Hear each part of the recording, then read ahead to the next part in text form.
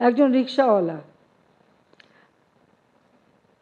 সে জানে যে আমরা দুই বোন, আমাদের কিন্তু ঢাকায় নিজস্ব কোনো বাড়িও নাই, কিছুই আমরা করিনি। 32 নম্বর বাড়িটা আমরা জনগণকে দান করে দিই। সেই সময় সে একটা জমি কেনে আমার নাম করে। তো ওই জমিটার দলিলটা আমার কাছে যখন দিতে আমি তাকে টাকা পয়সা দিয়ে তাকে বিদায় দিই, যে এটা আমি কেন নেব, আপনি রাখেন আপনার জন্য।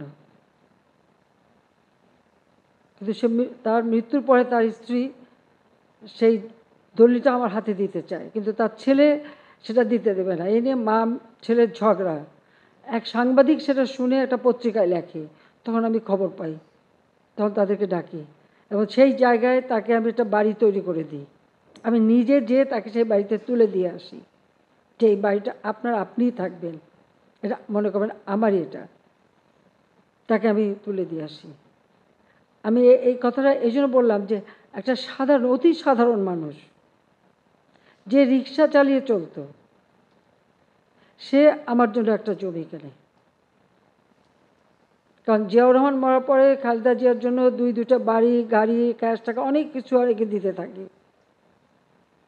আমি জানি না রিক্সাওয়ালাটা কী মনে ছিল, সে আমার জন্য ওই জমিটা কিনে এবং দীর্ঘদিন অনেকবার তাকে আমি ফিরিয়ে দিয়েছি, কিন্তু সে শোনেনি। তারপরে মারা যাওয়ার পর তার স্ত্রী, আমি তাকে কিন্তু সেইখানে বাড়ি করে তার নামে এই জমিটা দলিলটা করে দিয়ে দিয়েছি তাকে। এই যে একটা সাধারণ মানুষ, এই মানুষগুলির জন্য কিন্তু আমার রাজনীতি। এদের ভাগ্য পরিবর্তনটা করাই আমার লক্ষ্য, এদের জীবন মান উন্নত করাই আমার লক্ষ্য। কাজে এই মানুষগুলির থেকে আমি বিচ্ছিন্ন হতে পারি না, কারণ এরাই আমার সব চলার শক্তি যোগায়। এটা সকলকে মনে রাখার জন্য আমি একটু অনুরোধ করছি। যাক, আমি আর এটুকু বলতে চাই না। আমি এটুকু বলবো যে বাংলাদেশ এখন এগিয়ে যাচ্ছে, আমরা ডিজিটাল বাংলাদেশ করেছি, আর্থসামাজিকভাবে উন্নতি করতে পেরেছি। ভবিষ্যতে আরও আমাদের এগিয়ে যেতে হবে এবং সেই পরিকল্পনা আমি দিয়েছি। 2021 থেকে 2041 প্রেক্ষিত পরিকল্পনা। আমরা ডিজিটাল বাংলাদেশ করেছি, এখন আমাদের স্মার্ট বাংলাদেশ করতে হবে, আর সেই লক্ষ্যে আমরা কিন্তু কাজ করে যাচ্ছি। পাশাপাশি 2100 সালের ডেল্টা প্ল্যান, আমাদের এই বদ্বীপ